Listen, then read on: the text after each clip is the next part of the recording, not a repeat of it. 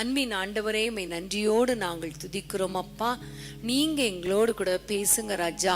உம்முடைய வார்த்தை மூலமாய் எங்கள் ஒவ்வொருவரோடும் கூட இடைப்படுவீராக. உம்முடைய வார்த்தையை கேட்டு உம்முடைய சித்தத்தின்படி நடக்க எங்களுக்கு கிருபை தாரும். இயேசுவின் நாமத்தில் பிதாவே, ஆமென். ஹல்லேலூயா. பிரியமான தேவனுடைய பிள்ளைகளே, நம்ம தொடர்ந்து தேவனுடைய வார்த்தையை நம்ம கேட்டுக்கொண்டிருக்கிறோம். குறிப்பாக வலிமையான எஃபெக்டிவ் ப்ரேயர் லைஃப் என்கிற ஒரு தலைப்பில் தேவனுடைய வார்த்தைகளை கேட்டுக்கொண்டிருக்கிறோம் இல்லையா? இன்றைக்கு நான் தேவனுடைய வார்த்தையை கொடுக்கணும் என்பதற்காக நான் ஆண்டவருடைய சமூகத்திலே நான் ஜெபித்த பொழுது, இதே தலைப்பில் கொடுக்குவா இல்லது வேற செய்தி கொடுக்குறீங்களாப்பா என்று ஜெபம் பண்ணிக்கொண்டே இருந்தேன். ஆனால் ஆண்டவர் இதே தலைப்பிலேயே ஜெப வாழ்க்கையை குறித்து தேவனுடைய வார்த்தை கொடுக்கும்படி சில வசனங்களை ஆண்டவர் எனக்கு ஞாபகப்படுத்தினார். அதை தான் இன்றைக்கு நான் உங்களோடு கூட பேச விரும்புகிறேன்.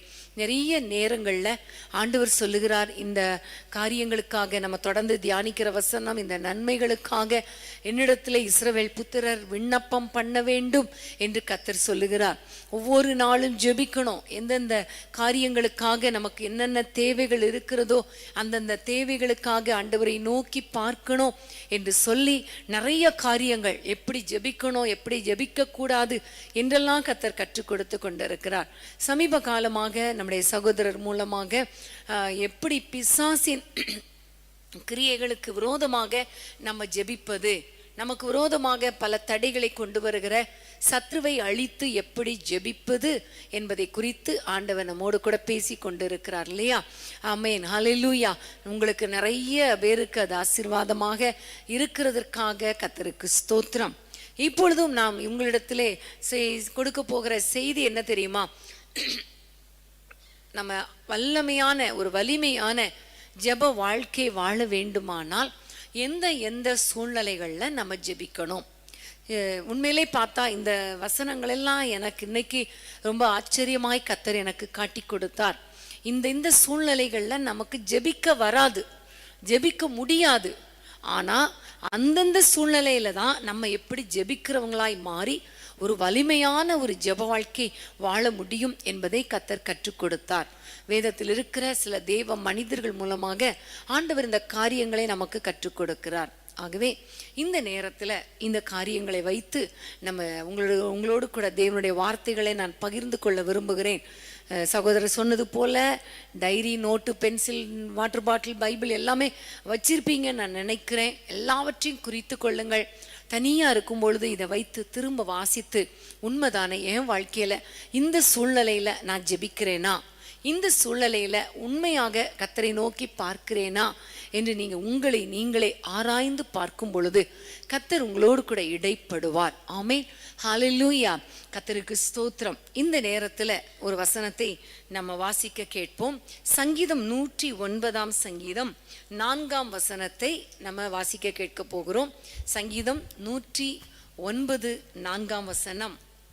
என் சிநேகத்துக்கு பதிலாக என்னை விரோதிக்கிறார்கள், நானோ ஜெபம் பண்ணி கொண்டிருக்கிறேன். ஆமென். இந்த வசனத்தை வாசித்த பொழுது எனக்கு ஒரு வார்த்தை எனக்கு ரொம்ப டச்சிங்காக இருந்தது.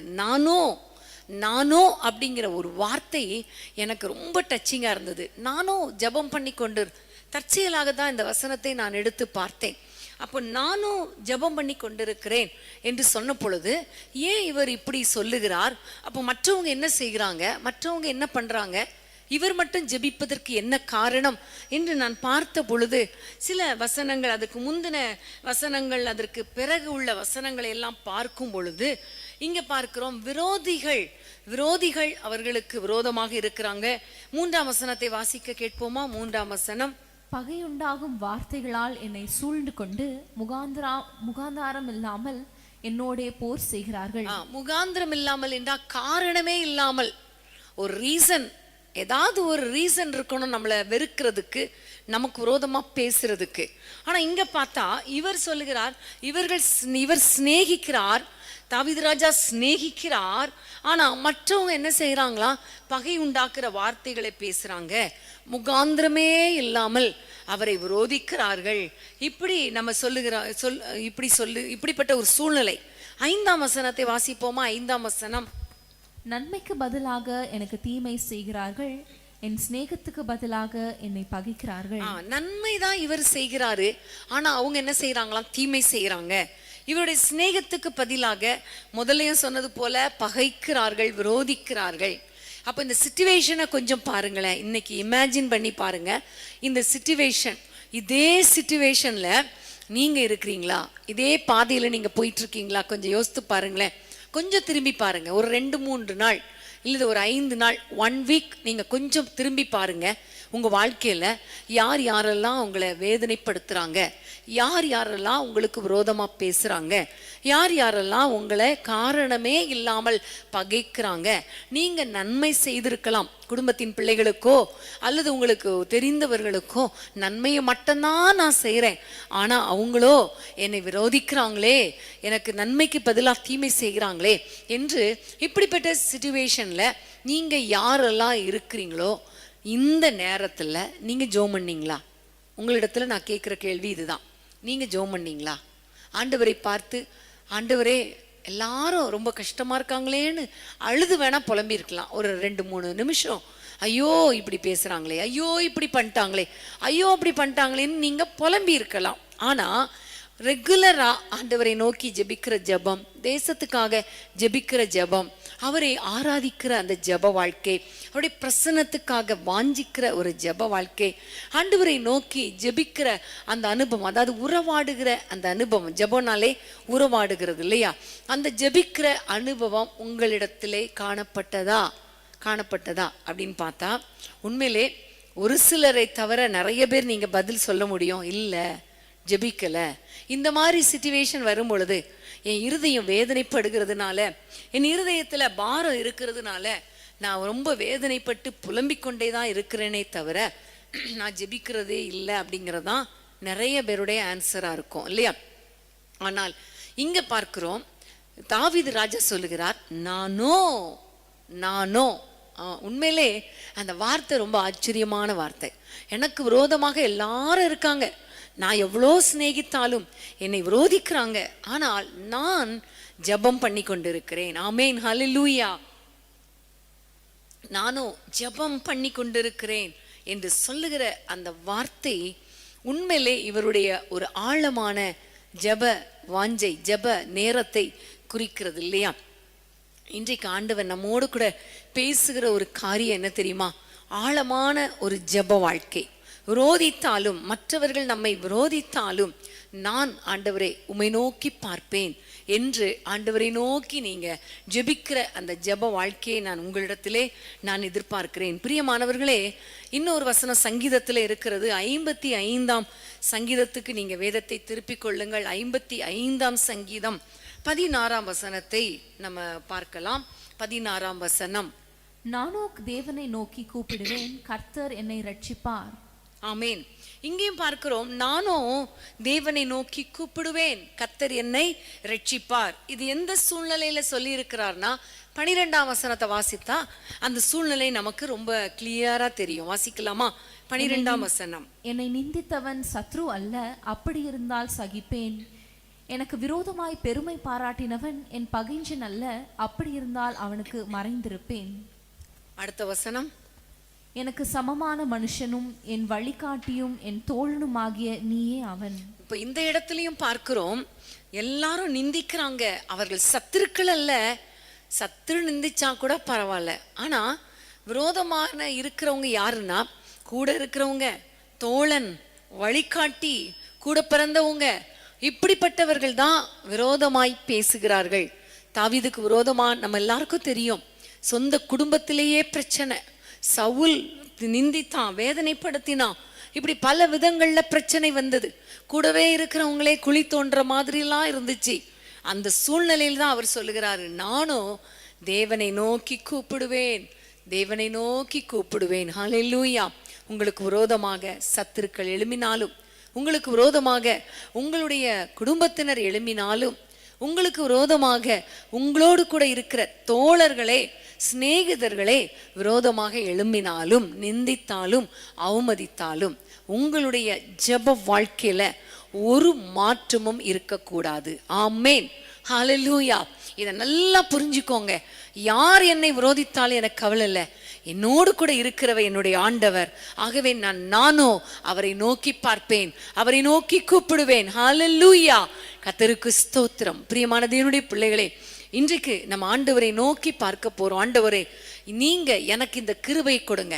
தாவீது ராஜா சொன்னது போலவே நானோ ஆண்டவரே, எந்த சூழ்நிலை வந்தாலும், எப்படிப்பட்ட மனிதர்கள் எனக்கு விரோதமாக எழும்பினாலும் நான் உம்மை நோக்கி பார்ப்பேன். இது கொஞ்சம் கஷ்டம்தான், பிராக்டிக்கலி பார்த்தா கொஞ்சம் கஷ்டம்தான். யார் யாரெல்லாம் நம்மளை நிந்திச்சாங்களோ, யார் யாரெல்லாம் நம்மளை கேவலமா பேசினாங்களோ, யார் யாரெல்லாம் நமக்கு விரோதமா படுகொலி தோண்டிட்டு இருக்காங்களோ, அதுதான் நம்ம இருதயத்துல வரும். அதுதான் நம்முடைய சிந்தைய நெஞ்சு அடைக்கிற மாதிரி இருக்கும். ஜெபமே ஓடாது, ஜெபமே வராது, ஜெபிக்கணுங்கிற எண்ணமே இருக்காது. ஆனா தாவீது ராஜாவுடைய அனுபவத்தை பாருங்களேன். எல்லாரும் பேசட்டும், எல்லாரும் விரோதமா இருக்கட்டும், ஆனா நானும் உம்மை நோக்கி பார்ப்பேன். ஹல்லேலூயா. கர்த்தருக்கு ஸ்தோத்திரம். பிரியமான தேவனுடைய பிள்ளைகளே, இன்னொரு வசனத்தை வாசிக்கலாம். லூக்கா 6ஆம் அதிகாரம் 11-12 வசனங்களை நம்ம வாசிக்க கேட்க போகிறோம். லூக்கா 6:11-12. அவர்களோ மூர்க்க வெறி கொண்டு இயேசுவை என்ன செய்யலாம் என்று ஒருவரோடொருவர் ஆலோசித்தார்கள். அந்நாட்களிலே அவர் ஜெபம் பண்ணும்படி ஒரு மலையின் மேல் ஏறி முழுவதும் தேவனை நோக்கி ஜெபம் பண்ணி கொண்டிருந்தார். ஆமென். அந்நாட்களிலே, அந்த வசனத்தை பாருங்க, 12ஆம் வசனம். அந்நாட்களிலே அவர் ஜெபம் பண்ணும்படி மலையின் மேல் ஏறினார். அப்ப அந்நாட்கள் அப்படின்னு சொல்லும்போது ஒரு கொஸ்டின் கேட்கணும். எந்த நாட்கள் அப்படின்னா, முந்தின வசனத்தை பாருங்களேன். முந்தின வசனம், அவர்களோ மூர்க்க வெறி கொண்டு இயேசுவை என்ன செய்யலாம் என்று ஒருவரோடொருவர் ஆலோசித்தார்கள். ஒருவரோடொருவர் ஆலோசித்துக் கொண்டிருந்தார்கள். இயேசுவுக்கு விரோதமாக அங்கு ஒரு ஆலோசனை நடந்து கொண்டிருந்தது. ஆண்டவரை எப்படி தாக்கலாம், ஆண்டவரை எப்படி பிடிக்கலாம், ஆண்டவரை எப்படி கொலை செய்யலாம் என்று மூர்க்க வெறி கொண்டு ஒரு கூட்டம் ஆலோசனை பண்ணி கொண்டிருந்த பொழுது, அந்த நாட்கள்ல இயேசு ஜெபம் பண்ணி கொண்டிருந்தார். ஹல்லேலூயா. நம்ம ஜெப வாழ்க்கைக்கு ரோல் மாடலே ஏசப்பா தான் இல்லையா? அதனால இன்றைக்கு நீங்க ஆண்டவரை பாருங்க. சிலுவையில கூட எல்லாரும் ஆண்டவரை அப்படியே கொலை செய்த பொழுது கூட, பிதாவே இவர்களுக்கு மன்னியும் என்று ஆண்டவர் ஜெபித்தாரே, அதே ஜெப வாழ்க்கைய நீங்க பெற்றுக்கொள்ளுங்க. ஆண்டவரை பார்த்து சொல்லுங்க, உங்களை போலவே கர்த்தாவே, எந்த சூழ்நிலையிலும், எப்படிப்பட்ட விரோதமான நேரத்திலும், சத்துருக்கள் வந்தாலும், விரோதிக்கிறவர்கள் எழும்பினாலும், சொந்த குடும்பமே எதிராக வந்தாலும், எங்களை நேசிக்கிறவர்களே எங்களுக்கு விரோதமாக வந்தாலும், எந்த சூழ்நிலையிலும் நாங்களோ உண்மையே நோக்கி ஜெபம் பண்ணி கொண்டிருப்போம் என்று சொல்லி ஒரு தீர்மானம் எடுங்க. உங்களுடைய ஜெப வாழ்க்கை ஒரு எஃபெக்டிவ் பிரேயர் லைஃபா இருக்கும். ஆமென். ஹல்லேலூயா. கர்த்தருக்கு ஸ்தோத்திரம். இன்னொரு வசனத்தை நம்ம வாசிக்க போகிறோம். லூக்கா 5ஆம் அதிகாரம் 15ஆம் வசனம். லூக்கா 5:15. நம்முடைய ஆண்டவருடைய வாழ்க்கையிலிருந்தே சில காரியங்களை நம்ம கற்றுக்கொள்ள போகிறோம். லூக்கா 5:15. அப்படி இருந்தும் அவருடைய கீர்த்தி அதிகமாக பரம்பிற்று. திரளான ஜனங்கள் அவருடைய உபதேசத்தை கேட்பதற்கும் அவராலே தங்கள் பிணிகள் நீங்க சௌக்கியமடைவதற்கும் கூடி வந்தார்கள். இந்த இடத்துல பார்க்கிறோம், ஆண்டவருடைய கீர்த்தி அதிகமாக பரம்பிற்று. அவருடைய வசனத்தை கேட்க திரளான ஜனங்கள் வர்றாங்க. நிறைய பேர் வந்து ஆறுதல் அடைய, சௌக்கியம் அடைய கூடி வருகிறார்கள். அந்த நேரத்துல அடுத்த வசனம், அவரோ வனாந்திரத்தில் தனித்து போய் ஜெபம் பண்ணி கொண்டிருந்தார். அவரோ வனாந்திரத்தில் தனித்து போய் ஜெபம் பண்ணி கொண்டிருந்தார். ஆமென். இந்த வார்த்தை எல்லாம் ரொம்ப அழகா இருக்கும்.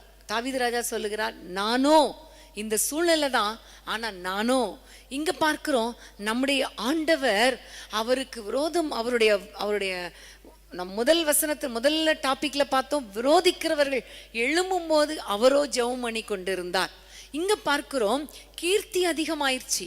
அவரோடு கூட ஒரு கூட்ட மக்கள் வர்றாங்க, பயங்கரமா வர்றாங்க. அவருடைய வார்த்தையை கேட்கணும், எப்போ அவரை பார்க்கலாம், அவருடைய வார்த்தையை கேட்கலாம், அவரோடு கூட இருக்கலாம் என்று சொல்லி நிறைய பேர் தேடி வர்றாங்க.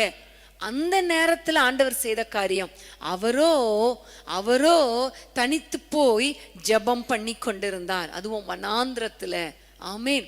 இப்போ இந்த சிச்சுவேஷனை கொஞ்சம் யோசித்து பாருங்களேன். பயங்கர ஃபேமஸ் ஆயிட்டார் ஏசப்பா. அதுக்கு முன்னாடி எல்லாரும் சொன்னாங்க, இவன் தச்சனுடைய மகன் அல்லவா, இவன் மரியாளுடைய குமாரன் அல்லவா, இவனுடைய சகோதரர்கள்லாம் நம்ம கிட்ட இருக்காங்களே, இவர்கிட்ட இருந்து என்ன நன்மை வரும், நாசரேத்துல இருந்து என்ன நன்மை வரும், இப்படியெல்லாம் சொல்லிக்கொண்டே இருந்தாங்க. இவர் சாதாரண தொழில் தச்சு வேலை செய்கிறவர் தானே என்றெல்லாம் சொல்லி கொண்டு இருந்தாங்க. ஆனா போக போக போக அற்புதங்கள் நடக்க நடக்க நடக்க நமக்கு தெரியும், பயங்கரமான ஒரு சூழ்நிலை வந்தது. அவருடைய கீர்த்தி பெருகிற்று, பரவிற்று, பயங்கரமா பரவிற்று. அப்படிப்பட்ட சூழ்நிலையில எல்லாரும் ஓடி வராங்க, அவரோட இருக்கணும், அவரோட பேசணும்.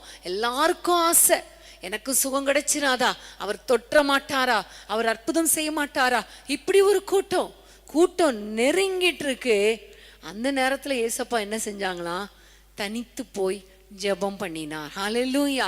உண்மையிலே இது மனுஷீகத்துல பார்த்தா ரொம்ப முடியாத காரியம். ஃபேமஸாக மக்களுடைய காரியம் என்ன தெரியுமா, கூட்டத்துல இருக்கணும், தங்களை வெளிப்படுத்தணும், அவங்க நம்மளை புகழ்றத கேட்கணும், நம்ம பேசுறத அவங்க கேட்கணும். இதுதான் பொதுவாகவே மனுஷீக ஆவி. மனுஷீகத்துல நமக்கு வருகிற காரணம் இதுதான். ஜெபிக்க தோணாது. எல்லாரும் நம்மளை பத்தி புகழ்ந்தா அந்த புகழ்லையே மயங்கி மயங்கி அப்படியே கேட்டுட்டு இருக்கலாம் போல இருக்கும். இதுதான் மனுஷீகம். ஆனா நம்ம மனுஷீகத்துல இருந்தா ஜெப வீரர்களா மாற முடியாது. அதனாலதான் ஆண்டவர் நமக்கு மாதிரியை பின்வைத்து போயிருக்கிறார், நமக்கு வச்சிருக்கிறார் மாதிரியை. என்ன மாதிரி? ஆண்டவர் புகழ் வந்தது, கீர்த்தி பெருகியது, மக்கள் கூட்டம் அதிகரித்தது. அந்த நேரத்துல தான் அவர் தனித்து போய் தன்னுடைய ஜெப வேளையை கரெக்டா காத்து கொண்டார். ஆமேன், ஹல்லேலூயா.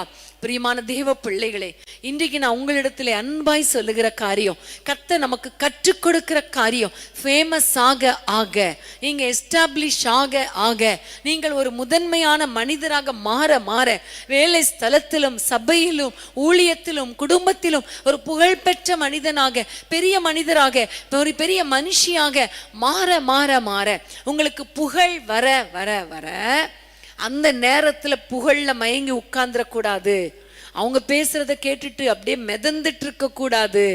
இல்ல, நான் பிதாவோடு பேசணும், பிதா கூட இருக்கிறதுனால தானே, அவரோடு ஜெபிக்கிறதுனால தானே எனக்கு இவ்வளவு பேரு, இவ்வளவு பெருமை, இல்லைன்னா எனக்கு என்ன என்று சொல்லி ஆண்டவரை நோக்கி பார்க்கணும். ஆமென். இந்த நேரத்துல எனக்கு ஒரு டக்குன்னு ஒரு ஞாபகத்துக்கு வர்றது அந்த கழுதை தான். அந்த கழுதை குட்டி எங்கேயோ கிடந்துச்சு, மூளையில கிடந்துச்சு, கட்டி இருந்துச்சு.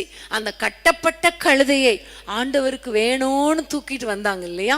தூக்கிட்டு வந்த உடனே அதை கொண்டு வந்து அதுக்கு மேல வஸ்திரம் விரிக்கிறாங்க, அதுல ஏசப்பாவை ஏற்றுறாங்க.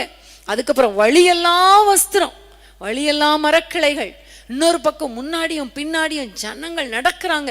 ஓசன்னா ஓசன்னா, தாவீதின் குமாரனுக்கு ஓசன்னா என்று சொல்லி அவரை நோக்கி அப்படி சத்தமிட்டு கொண்டு இருக்கிறாங்க. இந்த கழுதை பாருங்க, ஒய்யாரமா நடந்து போகுது, ஒய்யாரமா போகுது, பயங்கரமா போகுது. இது வரைக்கும் கட்டி இருந்துச்சு, இன்னைக்கு ஃப்ரீயா இருக்கேன்.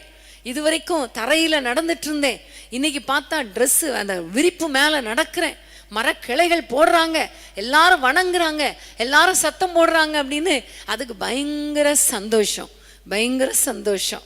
சரி, ஆண்டவர் கொஞ்ச நேரம் ஆச்சு. கொஞ்ச நேரத்துல ஆண்டவர் இறங்கி எங்க போயிட்டாரு? ஆலயத்துக்குள்ள போயிட்டாரு. ஆலயத்துக்குள்ள போன பிறகு இந்த கழுதைக்கு என்ன இருந்துச்சு? வஸ்திரம் கிடைச்சுதா?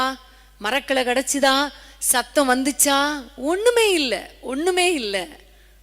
இல்லை. அப்ப அதுக்கு தெரியாது, கழுதைக்கு தெரியாது, மிருகத்துக்கு தெரியாது, இயேசு என் மேல இருந்ததுனாலதான் எனக்கு இந்த மதிப்புன்னு தெரியாது. இந்த ஃபேமஸ் ஆனது எதனால? இயேசு என் மேல இருந்ததுனாலதான் அதுக்கு தெரியாது. ஆனா நமக்கு தெரியணுமே. எங்கேயோ கிடந்தோமே, ஏதோ ஒரு ஊர்ல கிடந்தோமே. ஆனா இன்னைக்கு ஆண்டவர் நம்மளை தூக்கி வச்சிருக்கிறாரே, அவருடைய பிள்ளையாய் வைத்திருக்கிறாரே, ஃபேமஸ் ஆக்கி வச்சிருக்கிறாரே, நம்மளை பத்தி தெரியாதவங்களே இல்லைன்னு சொல்ற அளவுக்கு கர்த்தர் நம்ம உயர்த்தி வச்சிருக்கிறாரே. இந்த நேரத்துல இந்த புகழுக்காக, இந்த பேச்சுக்காக, மனிதர்கள் போடுற அந்த ஓசன்னா கோஷத்துக்காக, அந்த வாழ்கங்கிற கோஷத்துக்காக உட்கார்ந்துட்டு பெருமையா உட்கார்ந்து இருந்தா தொடர்ந்து அந்த ஆசீர்வாதம் கிடைக்காது, ஃபேமஸ் அதிகமா இருக்காது. ஆனா எந்த சூழ்நிலையிலும் நம்ம ஜெபம் பண்ணணும். ஆண்டவர் நீங்க எங்க கூட இருந்தாதான்ப்பா இந்த மதிப்பு மரியாதை என்று சொல்லி தேவ பாதத்துல அமர்ந்து ஜெபிக்கும் பொழுது, அவரை நோக்கி பார்க்கும் பொழுது இந்த ஃபேமஸ் கீர்த்தி பெருகிட்டே போகும். மக்கள் கூட்டம் நம்மை தேடி வந்துட்டே இருக்கும். அது நிரந்தரமா இருக்கும். ஆமென், ஹல்லேலூயா. அன்பான தேவனுடைய பிள்ளைகளே, ஒவ்வொரு நாளும் நீங்க ஃபேமஸ் ஆனாலும், அதிகமாக மக்கள் உங்களை தேடி வந்தாலும், தேவனோடு உள்ள உறவை மாத்திரம் நீங்க நிறுத்திராதீங்க. ஜெபிக்கிறத விட்டுறாதீங்க. தேவனுடைய பாதத்துல காத்திருப்பதை விட்டுறாதீங்க. அவரோ அந்த வார்த்தையை மறந்துடக்கூடாது. நீங்க சொல்லணும், எனக்கு என்னுடைய கீர்த்தி பெருகுது, மக்கள் கூடி வர்றாங்க, என்னைய பார்க்க வர்றாங்க, கழுததான், ஆனா என்னை நோக்கி வர்றாங்க. ஆனா நானோ ஜெபம் பண்ணி கொண்டு இருப்பேன். நானோ தனித்து ஜெபம் பண்ணுவேன். என்னை தேடி மக்கள் வந்தாலும் என்னுடைய பிரைம் டைம் ஆண்டவரோடு கூட தான். ஹல்லேலூயா. என்னுடைய ஃபர்ஸ்ட் டைம் ஆண்டவரோடு கூட தான் என்று நீங்க ஆண்டவரோடு உறவாடும் பொழுதுதான் தொடர்ந்து கர்த்தர் உங்களை ஆசீர்வதிப்பார். தொடர்ந்து கர்த்தர் உங்களை பயன்படுத்துவார். ஆமென், ஹல்லேலூயா. கர்த்தருக்கு ஸ்தோத்திரம். ஆண்டவர் நல்லவர். ஆமென். இன்னொரு வசனத்தை நம்ம வாசிக்க போகிறோம். அப்போஸ்தலர் 6ஆம் அதிகாரம் 4ஆம் வசனம். அப்போஸ்தலர் 6:4. நாங்களோ ஜெபம் பண்ணுவதிலும் வேத வசனத்தை போதிக்கிற ஊழியத்திலும் இடைவிடாமல் தரித்திருப்போம் என்றார்கள். நாங்களோ நான் சொல்ற வார்த்தைலாம் பாத்தீங்களா? நானோ, அவரோ, இயேசுவோ. இப்ப பாருங்க, நாங்களோ இது சொல்றது யாருன்னா பேதுருவும் அப்போஸ்தலர்களும் சொல்ற ஒரு வார்த்தை தான் இது. என்ன நடந்தது உங்களுக்கு தெரியும். சீஷர்கள் தொகை பெருக பெருக பெருக வேலைகள் அதிகமாகுது. நிறைய வேலை, பந்தி விசாரணை வேலை அதிகமாகுது. விதவைகள் நிறைய பேர் இருக்காங்க, அவர்களை எல்லாம் பராமரிக்கணும். எல்லா மக்களும் தங்களுடைய ஆஸ்திகளை விற்று அப்போஸ்தலருடைய பாதப்படியில கொண்டு பணத்தை கொண்டு வச்சுட்டாங்க.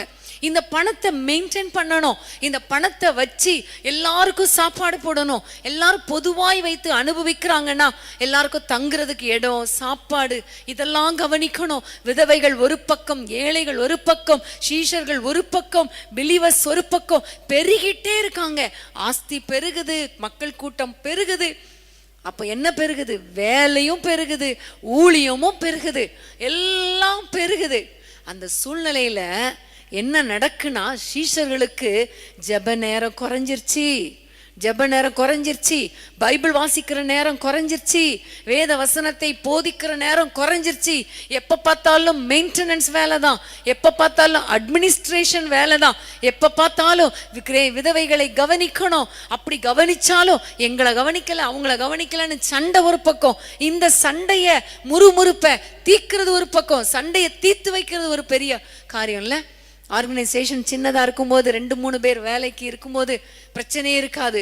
ஆர்கனைசேஷன் பெருக பெருக, சபை பெருக பெருக பெருக பெருக வேலை அதிகமாகும், முறுமுறுப்பு அதிகமாகும், காணிக்கை அதிகமாகும் போது நிறைய டென்ஷனும் அதிகமாகும். அது சரியான ப்ராப்பரா அதை செலவு பண்றது, அந்த வேலை அதிகமாகும்.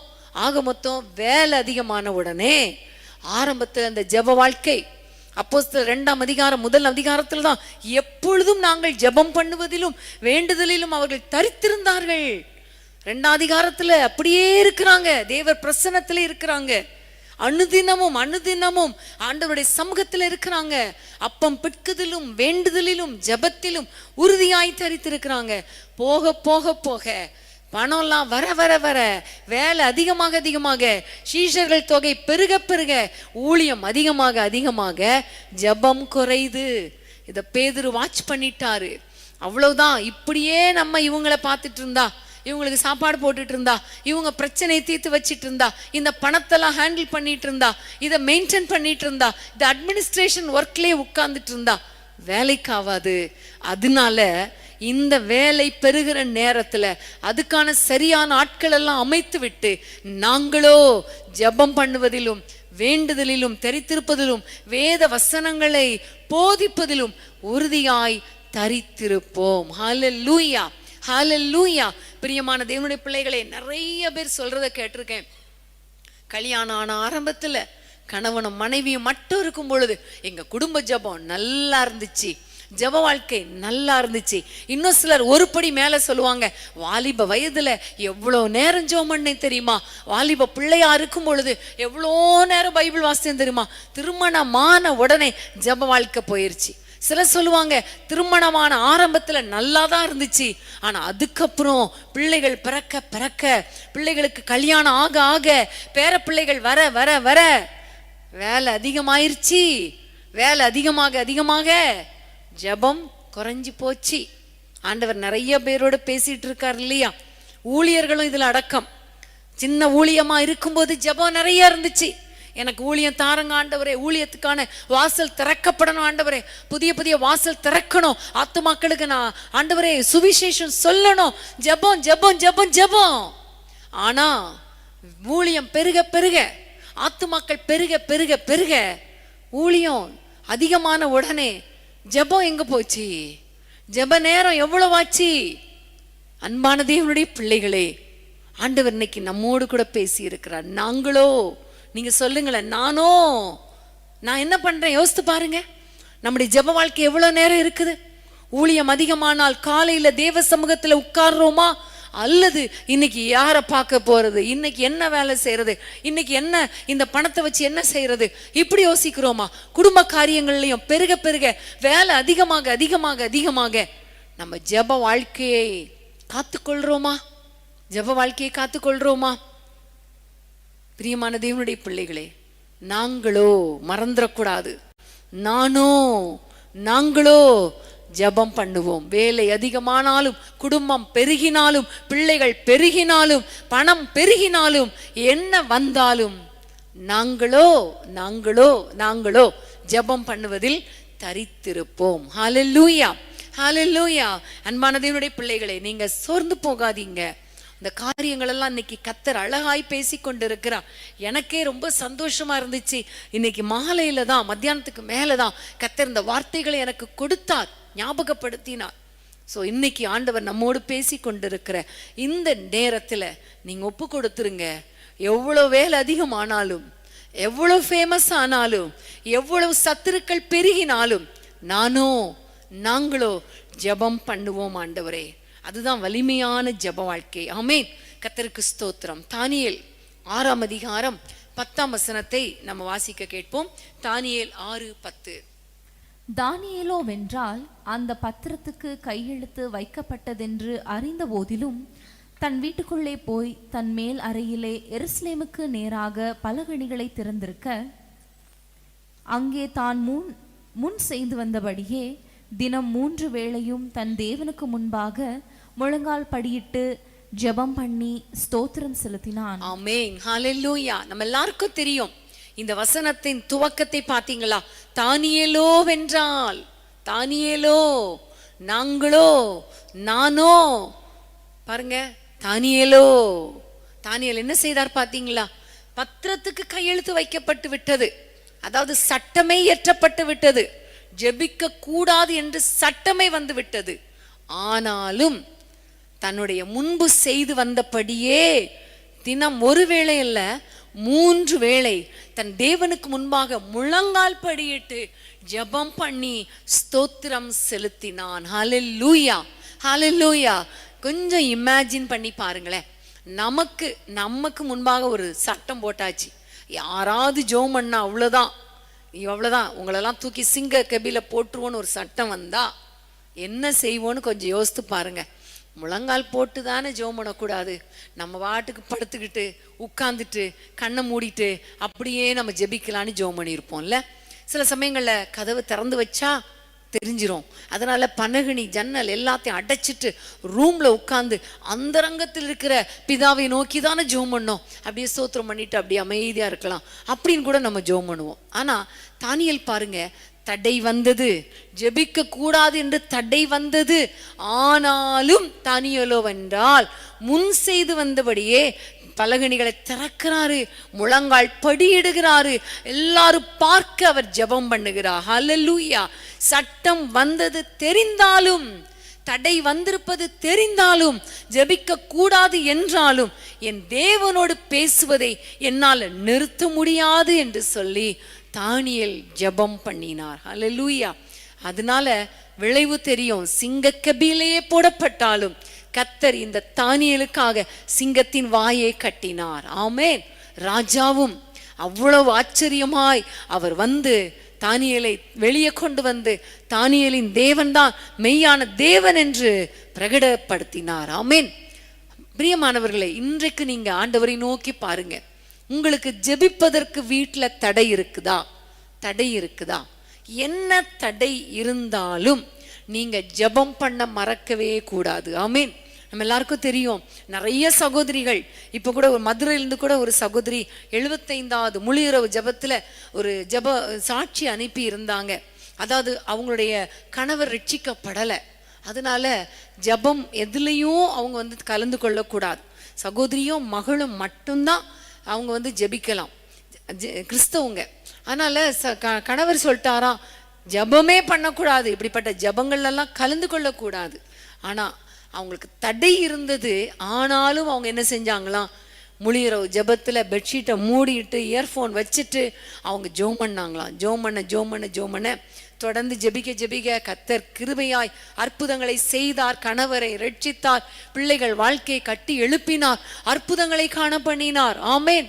இப்படி ஒருத்தர் இல்ல, 4-5 பேர் சகோதரிகள் எங்களுக்கு இன்ஃபார்ம் பண்ணியிருக்காங்க. நாங்க தெரியாம நாங்க வந்து கேட்போம். சில சமயங்கள்ல கணவரிடத்துல அடி உதை வாங்கி கூட ஜோமணி இருக்கிற சகோதரிகள் உண்டு. விளைவு இன்னைக்கு பெரிய விடுதலை அவர்கள் பெற்று இருக்கிறாங்க. பிரியமான தேவனுடைய பிள்ளைகளே, இப்படி அடி உதெல்லாம் நமக்கு இல்லையே, இப்படியெல்லாம் கஷ்டம் இல்லையே.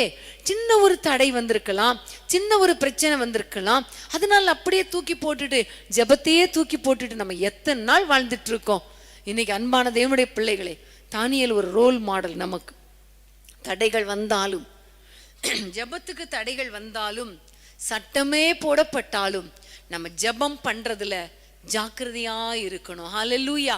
நம்முடைய ஜெப வாழ்க்கையை விட்டுவிடவே கூடாது. ஹல்லேலூயா, ஹல்லேலூயா.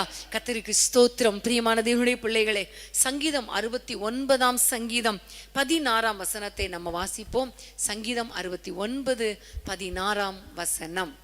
கர்த்தாவே, என் விண்ணப்பத்தை கேட்டருளும், உம்முடைய தயை நலமாயிருக்கிறது, உமது உருக்கமான இரக்கங்களின்படி என்னை கடாட்சி தருளும். 59ஆம் சங்கீதம் 16ஆம் வசனம்.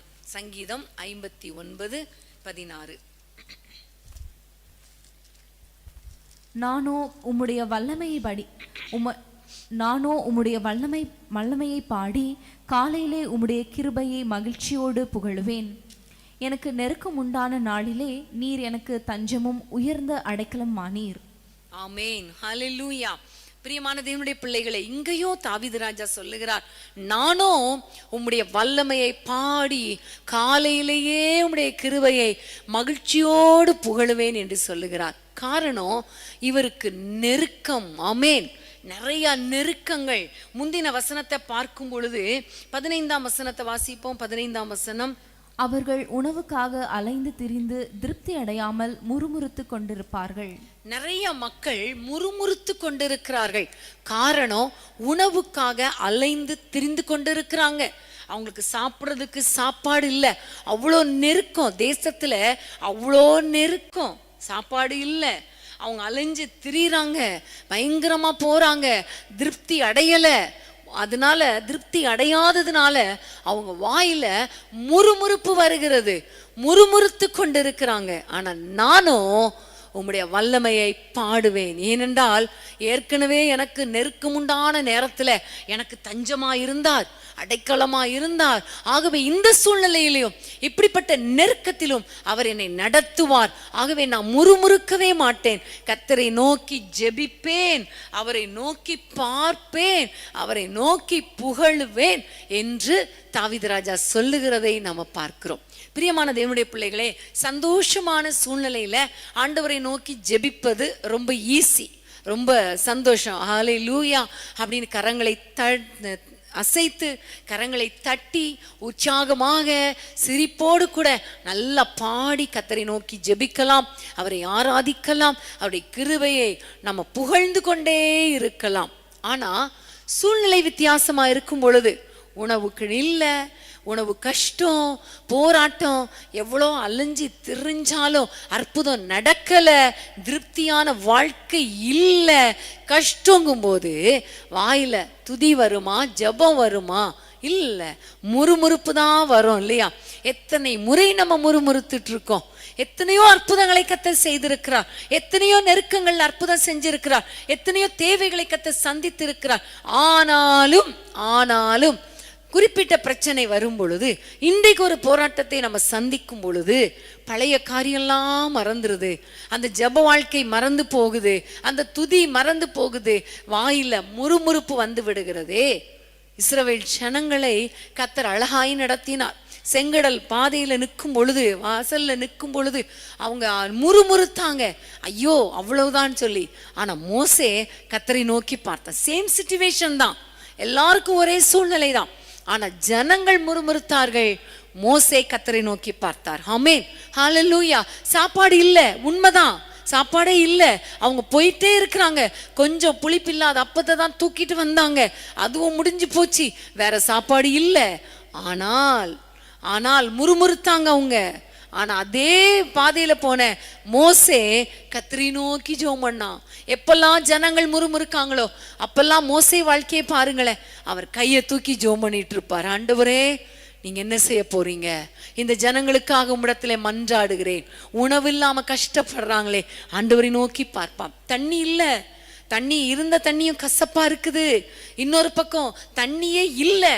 ஆனா அந்த சூழ்நிலையில ஜனங்கள் முறுமுறுப்பாங்க. எப்ப பார்த்தாலும் ஜனங்கள் முறுமுறுக்கிறதே இவங்களுடைய வேலை. சாப்பாடு இல்லை, தண்ணி இல்லை, அது இல்லை, இது இல்லை, முறுமுறுப்பே வாழ்க்கை. ஆனா மோசே அவருடைய கரங்கள் மாத்திரம் உயர்த்தப்படும், ஆண்டவரை நோக்கி பார்ப்பார். ஆண்டவரே, தண்ணி இல்லையே, என்ன செய்யறது?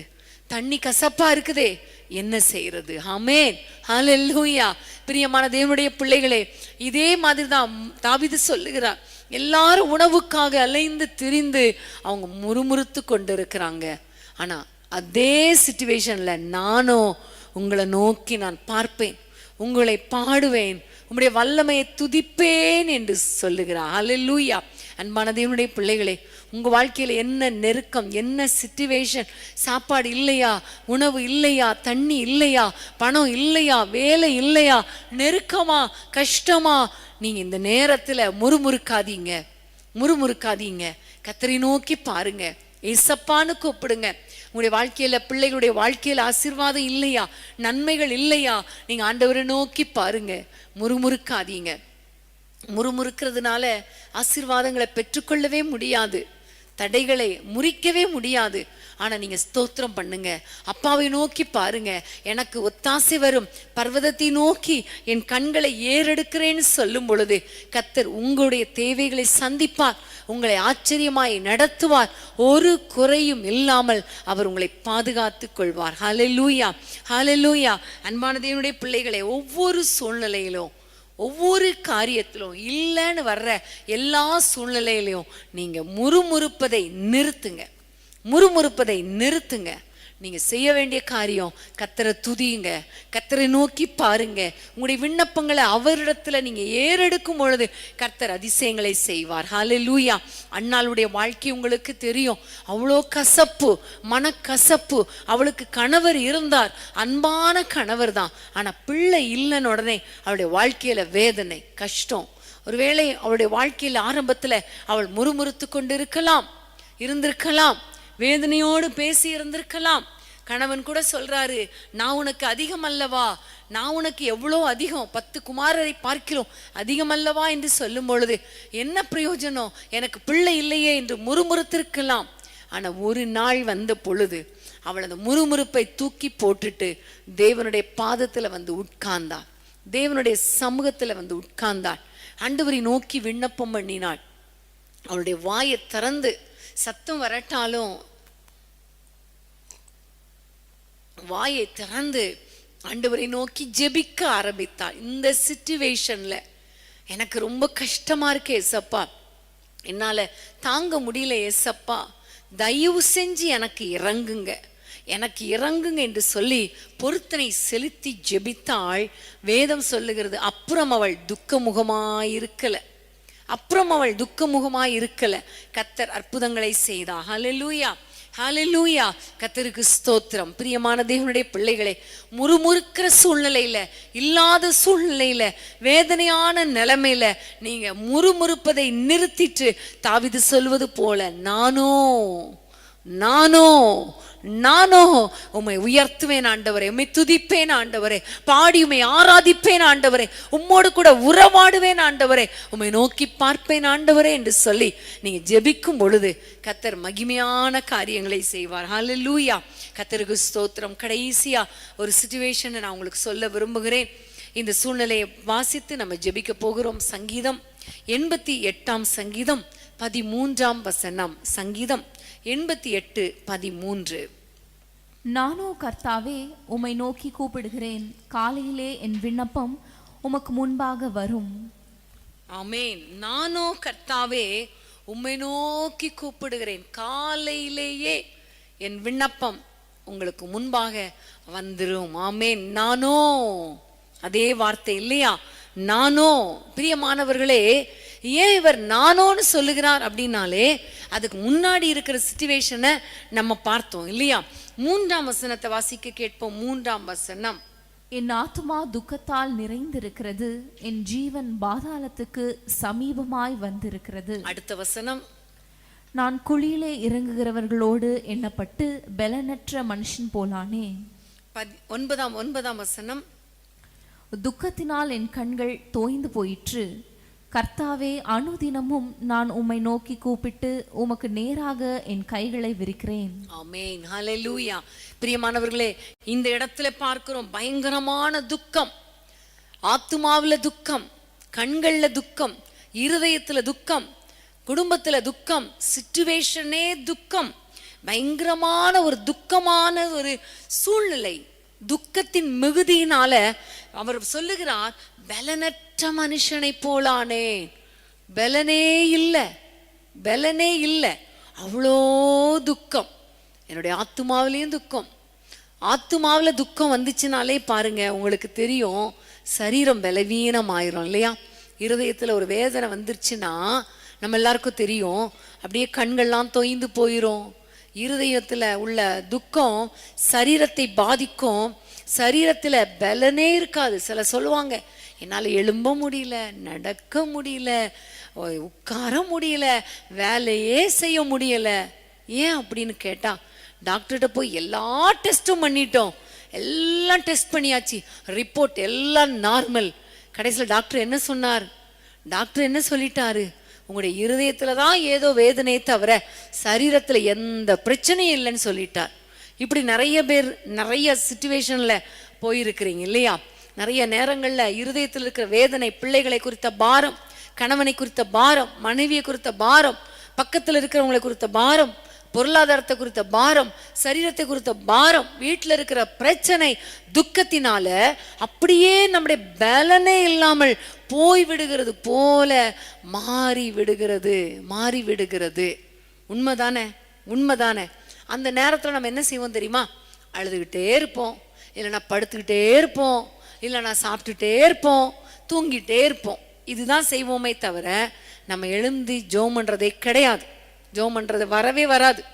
உதாரணமா நீங்க பாத்தீங்கன்னா, எலியா தீர்க்கதரிசி, அவருக்கு ஒரு துக்கம் என்னன்னா, எசபேல் சொல்லிட்டா, அவ்வளவுதான், நாளைக்கு இவ்வளவு நேரத்துல எலியாவுடைய தலை இருக்கவே இருக்காது. இந்த வார்த்தை கேட்ட உடனே அவருடைய துக்கம் அடைத்தது. அவரால் முடியல, அவரால் நடக்க முடியல, ஓட முடியல. ஒரு நாள் தான் பிரயாணம் பண்ணாரு. அதுக்கு மேல அவரால் நடக்க முடியாம பலனற்று போய் சூறை செடி கீழே படுத்துட்டு, போதும், ஒரே ஒரு ஜெபம் பண்ணாரு, ஆனா போதும், என் ஆத்துமாவை எடுத்துக்கொள்ளுன்னு சொல்லிட்டு படுத்துட்டார். அதுக்கு மேல ஜெபிக்க முடியல. எப்படிப்பட்ட மனிதர் அவர்!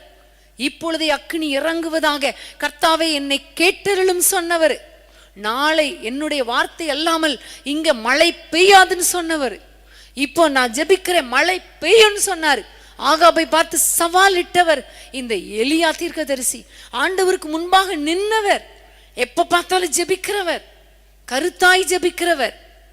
ஆனா இப்ப பாருங்க, அதுக்கு மேல ஜெபம் பண்ண முடியல, படுத்து தூங்கிட்டார். ஆண்டவர் தட்டி தட்டி தட்டி தட்டி எழுப்புகிறாரு. சாப்பிட்றாரு தூங்குறாரு, சாப்பிட்றாரு தூங்குறாரு. ஏன்னா அவரால் எழும்ப முடியல. ஒரு கட்டம் வந்த பொழுது கர்த்தர் எழுப்பி போ என்று சொல்லி ஓட வைத்தார். ஆமேன், ஆமேன், ஹல்லேலூயா. இதே மாதிரி தான் நம்ம வாழ்க்கையில சோர்வு வரும் பொழுது மனுஷனுடைய வார்த்தைகள், மனுஷன் நம்மை நிந்திக்கிற வார்த்தைகள், நமக்கு விரோதமாக எழும்புகிற மனிதர்களால் வருகிற காரியங்கள் நம்முடைய இருதயத்தை வேதனைப்படுத்தும் பொழுது, நிந்தை இருதயத்தை பிளக்கும் பொழுது, துக்கம் நம்முடைய இருதயத்தை வாட்டும் பொழுது நம்முடைய ஆத்துமா தொய்ந்து போய் விடுகிறது, தொய்ந்து போய் விடுகிறது. தாவீது ராஜாவுடைய வாழ்க்கையில கூட பார்த்தீங்கன்னா, சிக்லாக் பட்டணத்துல இருக்கும் பொழுது அவர் யுத்தத்துக்கு போனார். திடீர்னு திரும்பி வருகிறார். பார்த்தால் சிக்லாக் பட்டணத்தில் இருக்கிற அத்தனை குடும்பத்தினரும் எல்லாரும் சிறைப்பிடிக்கப்பட்டு போய்விட்டார்கள். அமலேக்கியரால் சிறைப்பிடிக்கப்பட்டு போய்விட்டார்கள். அந்த சூழ்நிலையில ஒருத்தர் கூட இல்லை, ஒய்ஃப் இல்லை, பிள்ளைகள் இல்லை, யாருமே இல்லை. சரி, நம்ம வீட்டில தான் காணாமல் போயிட்டாங்கன்னா எல்லார் வீட்லேயும் எல்லாரும் காணாமல் போயிட்டாங்க. மிருக ஜீவன் முதற்கொண்டு காணாமல் போயிட்டாங்க. அந்த நேரத்தில் ஒரு வார்த்தை சொல்லப்பட்டு இருக்கிறோம், தாவீது அழுவதற்கு பலன் இல்லாமல் போகும் மட்டும் அழுதான். அந்த வார்த்தையை பாருங்களேன், அழுவதற்கு பலன் இல்லாமல் போகும் மட்டும் அழுதான். இன்னைக்கு உங்க சூழ்நிலை எப்படி இருக்குது? ஒண்ணுமே இல்லாத நேரத்துல, ரொம்ப கஷ்டமான நேரத்துல, எல்லாமே இழந்து போன நேரத்துல, வேதனையான நேரத்துல, துக்கமான நேரத்துல உங்களுக்கு பலன் இருக்குதா?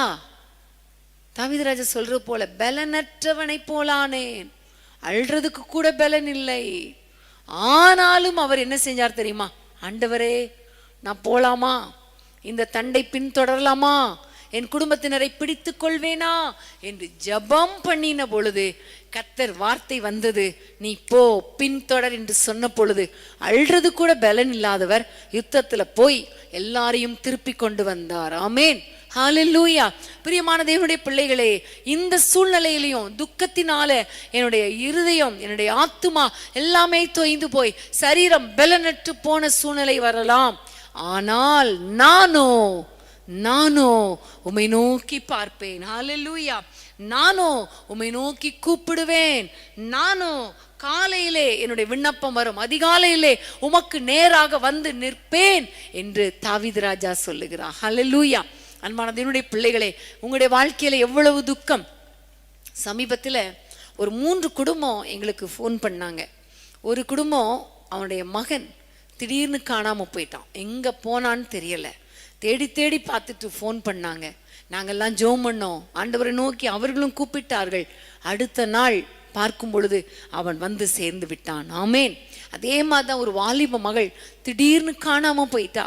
ஒரு தாயார் வேதனையோடு அலக்களிப்போடு ஆண்டவரை நோக்கி ஜெபம் பண்ணாங்க. நம்ம பிரேயர் சென்டருக்கும் ஜெபம் பண்ணாங்க. கர்த்தருடைய கிருபையினால அன்னைக்கு இரவுலேயே அந்த மகள் வீட்டுக்கு வர கர்த்தர் கிருபை பாராட்டினார். சமீபத்தில் இன்னொரு மகன் திருமணமாகி மனைவியோடு பிரச்சனை வந்ததுனால, இனி நான் வாழ்றதை விட சாவுறது மேல் என்று சொல்லி வாய்ஸ் மெசேஜ் கொடுத்துட்டு ஃபோனெல்லாம் வச்சுட்டு நான் சாக போறேன்னு சொல்லிட்டு போயிட்டான். தாயுடைய கண்ணீர், தாயுடைய துக்கம் அப்படியே கையை வைத்து அவங்க ஜெபம் பண்ணாங்க. அவங்க சொன்னாங்க, என் மீட்பு உயிரோடு இருக்கிறான்னு சொல்லி தான் ஜெபம் பண்ணேன் சிஸ்டர், எனக்கு நீங்கள் ஜெபம் பண்ணுங்க, என் பிள்ளை எனக்கு உயிரோட வேணும், தயவு செஞ்சு ஜெபம் பண்ணுங்கன்னு அலறிக்கொண்டு வேதனையோடு கூட ஃபோன் பண்ணாங்க. அவங்களும் ஜெபம் பண்ணாங்க. இரவுக்குள்ள செய்தி வந்துச்சு, தம்பி வந்துட்டான், மனம் மாறி வந்துட்டான். அவன் அந்த வேதனையோடு கூட அந்த எப்படியாவது செத்து போனா போயிருக்கலாம். ஆனா இந்த துக்கத்துல இருந்த தாயின் ஜெபம், பலனற்று போன தாயின் ஜெபம், கையை உயர்த்தி என் மீட்பரேன்னு கூப்பிட்டு அந்த தாயின் ஜெபம் அந்த பிள்ளைகளை கொண்டு வந்தது. 3 குடும்பத்திலும் அற்புதங்கள் நடந்தது. காரணம், துக்கமான நேரத்துல தாயின் ஜெபம். ஆமேன், ஹல்லேலூயா. இன்னைக்கு பிரியமானது என்னுடைய பிள்ளைகளே, துக்கம் வரும் பொழுது ஜெபிக்க வராது. இன்னைக்கு நான் சொன்ன அத்தனை சிச்சுவேஷன்லையும் ஜெபிக்க நம்மால முடியாது. ஆனா ஜெபம் பண்ணுவேன். தீர்மானம் எடுங்க, நானும் ஜெபம் பண்ணுவேன். நானும் துக்கம் வந்தாலும் உம்மை நோக்கி பார்ப்பேன், நானும் உம்மை நோக்கி ஜெபம் பண்ணுவேன் என்று சொல்லி நம்ம ஆண்டவரை நோக்கி பார்க்க போகிறோம். எல்லாரும் கண்களை மூடி ஆண்டவரை நோக்கி சொல்லுங்க, நானோ உம்மை போல, தாவீதை போல, தானியேலை போல, ஏசப்பா எந்த சிச்சுவேஷன் வந்தாலும், எப்படிப்பட்ட சூழ்நிலை வந்தாலும், எனக்கு விரோதிக்கிறவர்கள் எழும்பினாலும், என்னுடைய கீர்த்தி பரம்பினாலும், ஏசப்பா எனக்கு நிறைய தடைகள் வந்தாலும், ஆண்டவரே எனக்கு வேலை அதிகரித்தாலும், சட்டங்கள் ஜெபிப்பதற்கு சட்டமே தடை சட்டம் போடப்பட்டாலும், எதுவுமே இல்லாமல் முறுமுறுக்கிற சூழ்நிலை வந்தாலும், துக்கத்தினால என்னுடைய பலனை அற்று போனாலும், நான் உம்மை நோக்கி கூப்பிடுவேன் ஆண்டவரே. நானும் தனித்து ஜெபம் பண்ணுவேன் ஆண்டவரே. நானும் ஜெபத்திலே தரித்திருப்பேன் ஆண்டவரே.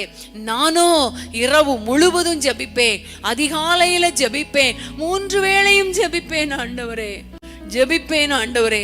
நிறைய இப்படிப்பட்ட சந்தர்ப்பத்துல நான் ஜெபிக்காம தவறிட்டேன், அதனாலதான் இன்னும் சூழ்நிலை மாறல.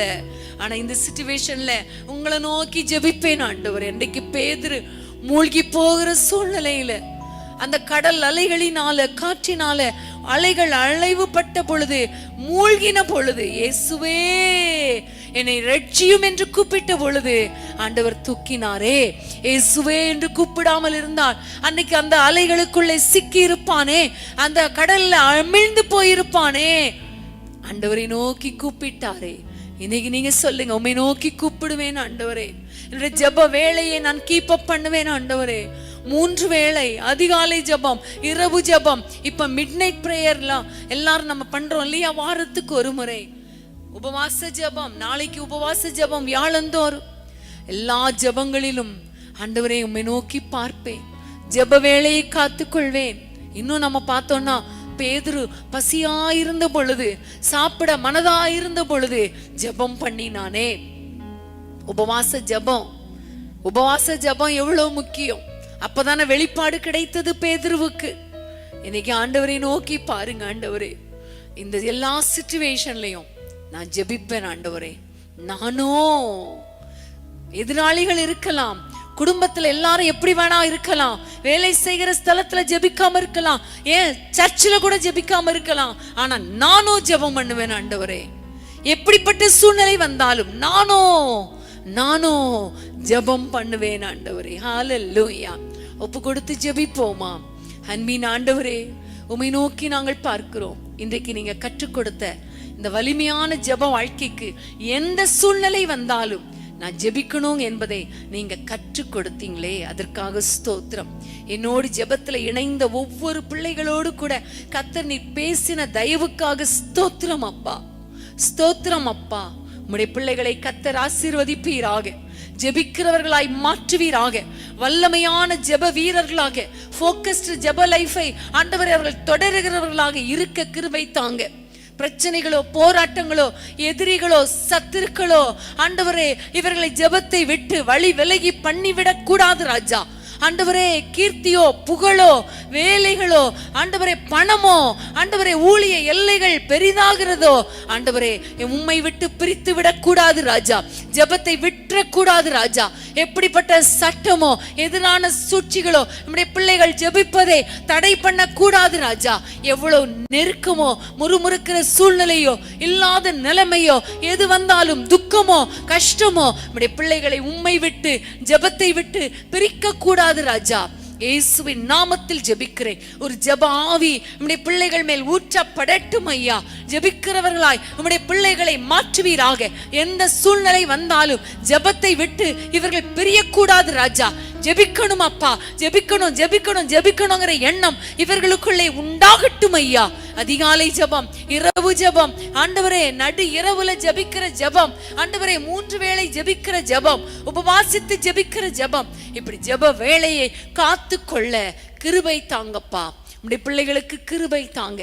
ஜெபிக்கிறதுனால வருகிற ஆசீர்வாதங்களை அவர்கள் பெற்றுக்கொள்ளட்டும்.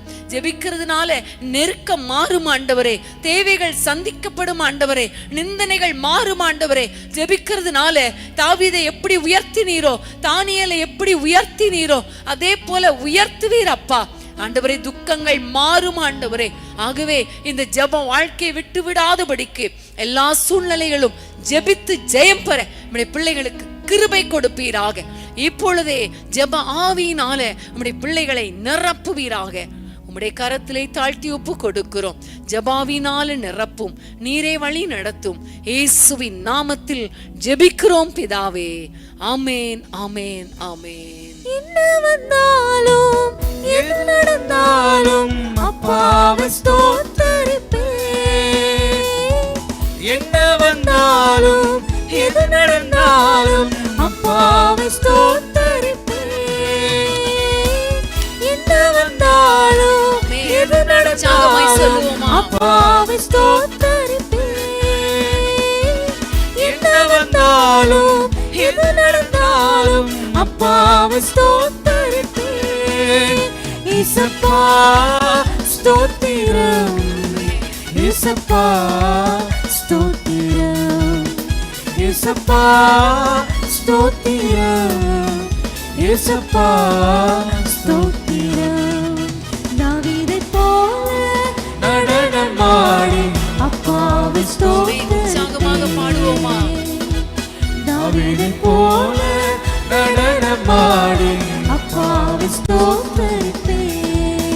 இயேசப்பா ஸ்தோத்திரம், இயேசப்பா ஸ்தோத்திரம், இயேசப்பா ஸ்தோத்திரம், இயேசப்பா ஸ்தோத்திரம். என்ன வந்தாலும் எது நடந்தாலும் அப்பாவை ஸ்தோத்தரிப்பேன். என்ன வந்தாலும் எது நடந்தாலும் அப்பாவை ஸ்தோத்தரிப்பேன். இயேசப்பா ஸ்தோத்திரம், இயேசப்பா ஸ்தோத்திரம், இயேசப்பா ஸ்தோத்திரம், இயேசப்பா ஸ்தோத்திரம். தாவீதைப் போல நடனமாடி அப்பாவை ஸ்தோத்தரிப்பேன். தாவீதைப் போல நடனமாடி அப்பாவை ஸ்தோத்தரிப்பேன். ஆமென், ஹல்லேலூயா. பிரியமான தேவனுடைய பிள்ளைகளே, நீங்க தீர்மானம் எடுத்திருக்கிறீங்க. ஜெப வேளையை விட்டுற மாட்டேன், ஸ்தோத்திரிப்பேன், துதிப்பேன் என்று சொல்லி நீங்க எடுத்த தீர்மானத்துல உறுதியா இருக்கும் பொழுது ஆண்டவரும் உங்களுக்கு அளவற்ற நன்மைகளை அளவில்லாமல் கொடுப்பார். ஆமேன், ஹல்லேலூயா. கர்த்தருக்கு ஸ்தோத்திரம். இன்றைக்கு தேவனுடைய வார்த்தை மூலமாக கர்த்தர் நம்மோடு கூட பேசினார். பிராக்டிக்கலா நம்ம ஜெபிப்பதற்கு கர்த்தர் நமக்கு கற்றுக் கொடுத்திருக்கிறார். ஹல்லேலூயா. கர்த்தருக்கு ஸ்தோத்திரம். நம்முடைய குடும்பங்கள்ல இன்னும் ஜெப ஆவியினால நிறைய அற்புதங்களை கர்த்தர் நம்ம வாழ்க்கையில செய்ய போகிறார். ஆகவே நீங்க சொந்து போகாதீங்க. உங்களுடைய எல்லா ஜெப விண்ணப்பங்களையும் நீங்க எழுதி வைத்து ஜெபம் பண்ணுங்க.